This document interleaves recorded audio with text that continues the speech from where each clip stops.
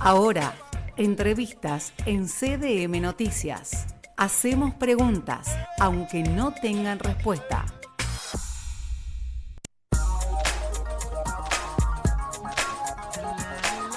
Y llegó el momento de las preguntas. Veremos si tienen respuestas de la mano de la señorita Violeta Collado. ¿Cómo le va? Buen día, Renata, para vos. Buenos días para la audiencia. Y buenos días para don Emanuel Rodríguez, alias Peroncho, para aquí, para esta casa. Pero en el día de hoy también candidato a diputado por la provincia de Córdoba al Congreso Nacional. ¡Qué vértigo! Buenos días, Emanuel. ¿Nos escuchás? Buenos días, Violeta, Renata, muchas gracias por esta comunicación. ¿Cómo están? Bien, si querés en el cierre de esta conversación vamos a algo de humor, pero en principio queremos presentarte como quien ocupa el quinto lugar en la lista de Fuerza Patria que encabezan Pablo Carro y Coti San Pedro. De humorista, de trabajar desde tu militancia y de tu humor político a, bueno, a veces decimos poner los pies en el barro, ¿no? ¿Cómo lo venís sintiendo esto? Creo que como humorista también ponía los pies en el barro. Me parece que el tipo de humor que siempre trabajé, con el que siempre recorrí la provincia, es un humor comprometido, un humor político que intenta una interpretación de la realidad política a partir de mi tradición militante, a partir de mi formación en la tradición peronista y que me ha llevado a, bueno, recorrer la provincia y el país. Sí.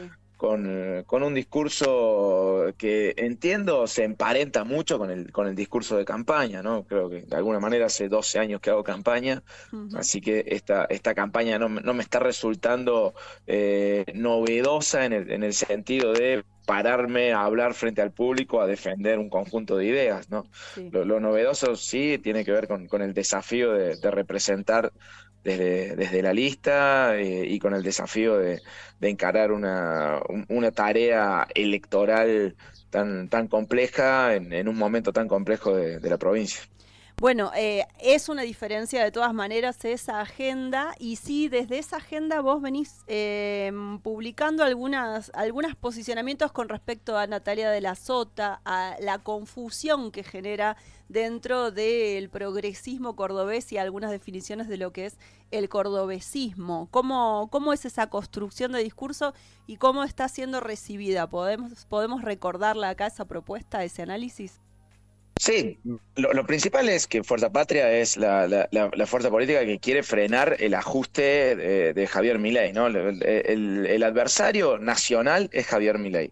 Estamos en un momento en este momento, según las encuestas a nivel nacional, hay prácticamente un empate técnico entre La Libertad Avanza y Fuerza Patria, y en ese sentido creo que Córdoba puede ser determinante para inclinar la balanza hacia Fuerza Patria, y por eso entiendo que la dispersión del voto nacional y popular, la dispersión del voto peronista, que promueve tanto el schiarettismo como este neodelasotismo, es funcional al triunfo de Javier Milei, con lo que eso significaría, ¿no? Emanuel Rodríguez nuevamente en línea, gracias por la paciencia técnica. No hay problema. Bueno, no, te decía que el objetivo principal de Fuerza Patria a nivel nacional es frenar este ajuste cruel, brutal de Javier Milei, y que en un escenario como el que se presenta actualmente, de un virtual empate técnico entre La Libertad Avanza y Fuerza Patria a nivel nacional, el voto cordobés me parece que puede llegar a ser determinante, ¿no? Puede inclinar la balanza y definir un triunfo de Fuerza Patria que sería sumamente importante para frenar esta entrega total de la soberanía que está llevando adelante Javier Milei en este mismo momento durante su viaje a los Estados Unidos, ¿no? Y en ese escenario de empate técnico, creo que la dispersión del voto opositor es funcional a un posible triunfo de Javier Milei. La dispersión del voto opositor que proponen con una estrategia clara de división del voto peronista por parte del cordobesismo en sus dos variantes, ¿no? En su variante clásica con Juan Schiaretti y en su variante esta supuestamente novedosa o rupturista, una ruptura en la que yo no creo, que es la lista de Natalia de la Sota. Me parece que hay una intención clara de ir a por la banca que hoy responde a Cristina Fernández de Kirchner, que responde a Axel Kicillof, a la conducción nacional de Fuerza Patria, y que buscan con esa banca, bueno, después determinar el destino de los argentinos, como sabemos que se puede determinar desde una banca en el Congreso, ¿no? Hemos asistido a votaciones cruciales que se han definido por 2 o por 1 voto, ¿no? Los vetos de Milei, el veto al aumento jubilatorio se definió por apenas 2 votos, y no pudo salir ese aumento tan necesario para los jubilados y las jubiladas del país. Entonces, en defensa de esa banca, creo que debemos apelar a un voto patriótico, a un voto inteligente, a un voto que le permita a Fuerza Patria, a Cristina, a Axel Kicillof ganar esta elección a nivel nacional y frenar este ajuste brutal, esta crueldad innecesaria, esta pornografía entreguista del gobierno de Javier Milei.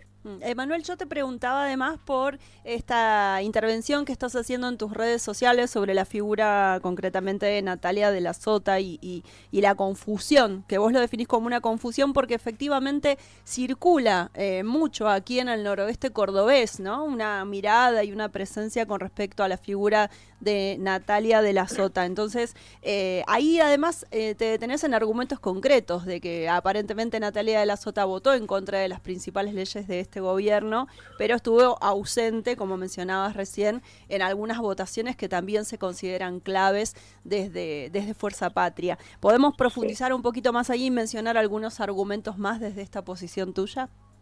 Sí, a mí me parece que bueno, tras una serie de focus group definieron dividirse Juan Schiaretti con el voto clásico cordobesista y Natalia de la Sota empezando a practicar una neo-oposición a la entrega de Javier Milei, pero fíjate que antes de esos focus group, Natalia de la Sota votó en contra de la primera moratoria previsional.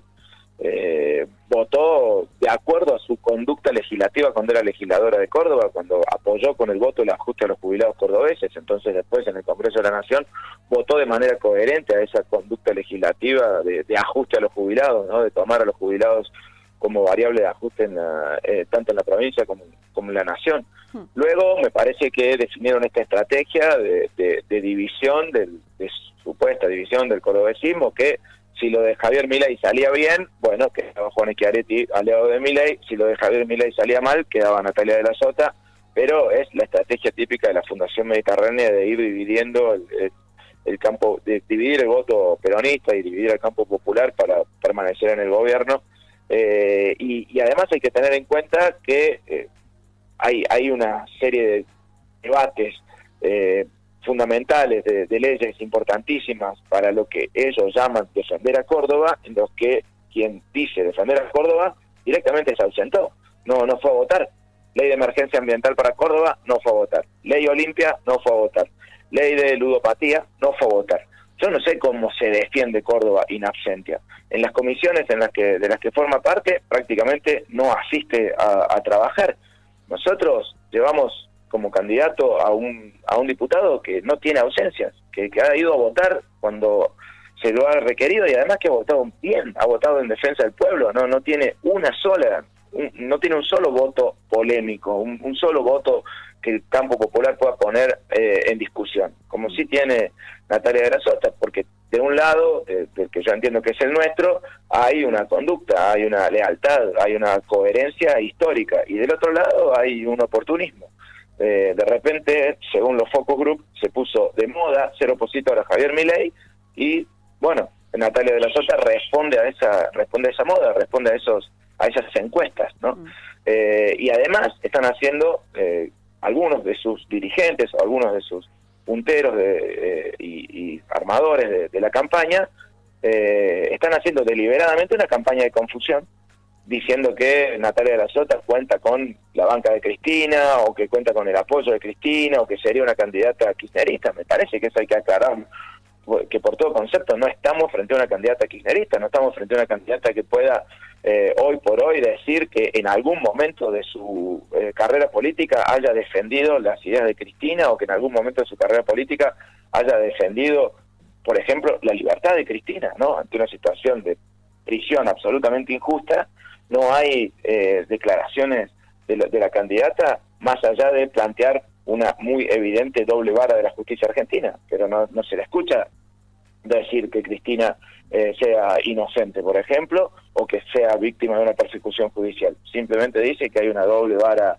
judicial, y acá es evidente que hay una persecución política, que se la ha acusado de delitos no solo no comprobados, digamos, de delitos que claramente no fueron llevados a cabo ni por la presidenta ni por ninguno de los acusados en la causa, porque se la acusa de quedarse con dinero de obras que sí fueron realizadas, ¿no? De administración fraudulenta de un patrimonio que según la Constitución la propia presidenta no administra. Es evidente la persecución judicial, ¿no? El lawfare y la intención de correrla del mapa político. Y en ese sentido la candidata, que muchos de sus punteros dicen que formaría parte del armado cristinista, no tiene una sola declaración en defensa de eso, no declaración, ni mucho menos una acción, una participación en una marcha, ¿no? Entonces, a mí me parece muy importante salir a aclararlo, sobre todo cuando me lo preguntan, porque también recibo desde esa lista una acusación bastante ridícula de que yo no hablo de Javier Milei como si yo estuviera como confundiendo el enemigo o algo así. Digamos, cualquier visita por mis redes sociales alcanza para ver que el 99,9% de mi tiempo lo uso para hablar de las políticas nefastas de Javier Milei, y que hice un video para aclarar esta situación que me parece importante en el marco de esta campaña. Y vayamos entonces a la propuesta de Fuerza Patria, pero preguntándote cuál es el desafío que tiene esta fuerza en Córdoba frente a esta estrategia de división, ¿no?, que señalabas antes. ¿Cómo se arma esta agenda de Fuerza Patria en esta nueva etapa en la provincia de Córdoba, Manuel? Aclarando que Fuerza Patria es la fuerza de Axel, la fuerza de Cristina, la fuerza de Juan Grabois, la fuerza de Sergio Massa, la fuerza que a nivel nacional es la única que está poniéndole un freno a este ajuste brutal, la única que con su enorme, que con la totalidad de sus diputados y diputadas votó en contra de cada una de las leyes nefastas de este gobierno, la única que no acompañó de ninguna manera la ley Vázquez, la única que se opuso a los vetos presidenciales, ¿no? Y que es importante aumentar la representación de Fuerza Patria en el Congreso de la Nación, no solo para frenar esta motosierra espantosa, también para empezar el proceso de reconstrucción de la patria, que yo no tengo dudas que va a comenzar luego del 26 de octubre, luego de la victoria de Fuerza Patria a nivel nacional, ¿no? Hay que empezar a reconstruir la patria, hay que empezar a recuperar los derechos que se han perdido en este momento nefasto y oscuro de la patria. Y para eso Fuerza Patria cuenta con una ventaja con la que ninguna otra lista cuenta, que es una memoria concreta de haber llevado adelante ese proceso de recuperación de los derechos y ese proceso de recuperación de la patria. Es la única fuerza política que puede decir que alguna vez haya logrado redistribuir los ingresos en la Argentina, que haya logrado redistribuir poder en la Argentina, que haya logrado que el 51% del PBI quede en el bolsillo de los trabajadores, que haya logrado salarios dignos, el salario en dólares más alto de la región, y ni hablar de políticas sanitarias, con el calendario de vacunación más amplio del mundo, con la mayor cantidad de hospitales construidos por alguna gestión en la historia argentina, los salarios dignos también para los trabajadores de la salud. Bueno, todo esto que ha roto el gobierno de Milei en muy poco tiempo y que había empezado a romper el gobierno de Mauricio Macri, bueno, fueron construcciones de los gobiernos de Néstor y Cristina, porque recordemos que el país, antes de la llegada de Néstor Kirchner, no tenía casi nada de todo lo que está rompiendo Milei, ¿no? Todo eso se fue construyendo durante los gobiernos de Néstor y Cristina, y es algo que mucha gente reconoce también. Nosotros en las recorridas por la provincia de Córdoba, yo con lo que más me cruzo es con gente con la que, si conversamos, los últimos grandes avances en sus vidas fueron durante los gobiernos de Néstor y Cristina.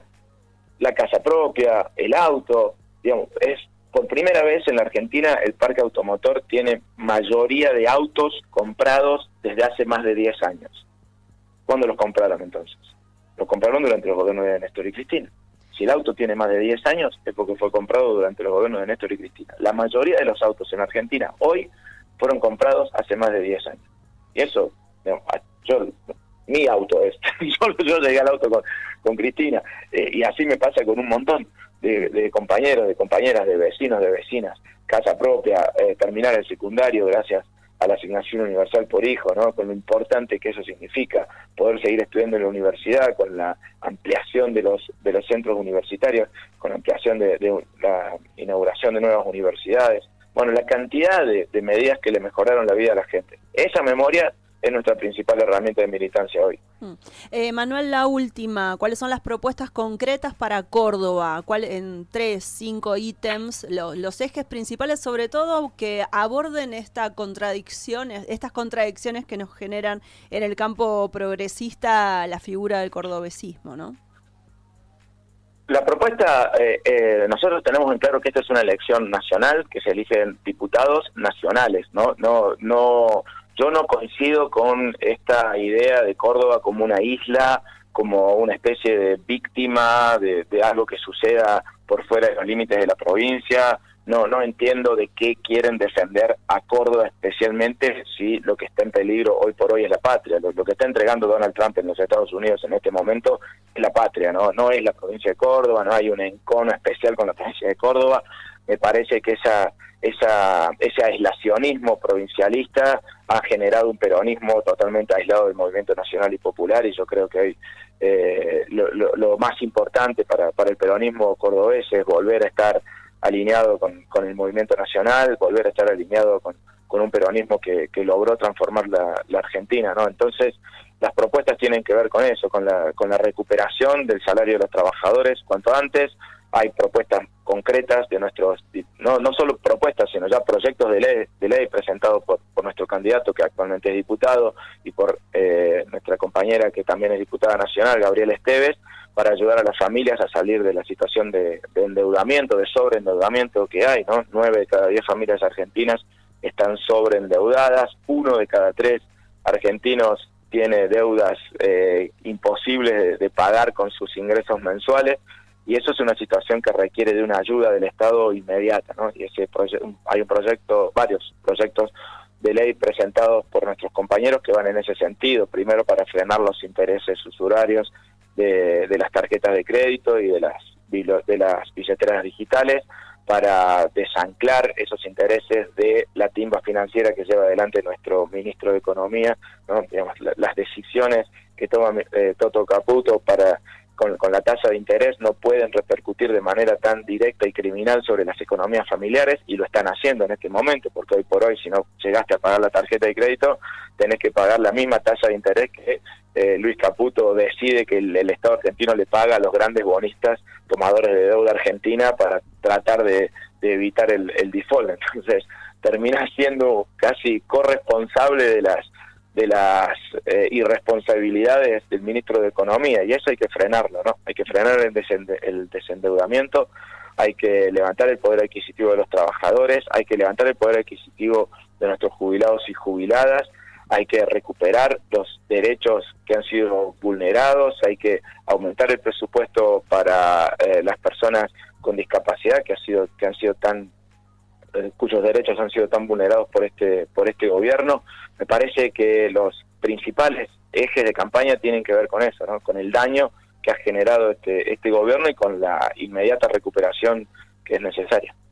Manuel Rodríguez, Peroncho para nosotros aquí en nuestra casa, en esta región. Gracias por este contacto con CDM Noticias Radio, y gracias por esta mirada además y por integrar esta lista encabezada por Pablo Carro y Coti San Pedro en Fuerza Patria. No, por favor, muchas gracias por esta comunicación, por esta oportunidad también para hablar con la audiencia de esta querida radio. Muchos saludos y abrazos para todo el Valle de Punilla. Espero que nos veamos pronto. Dale, te esperamos por acá.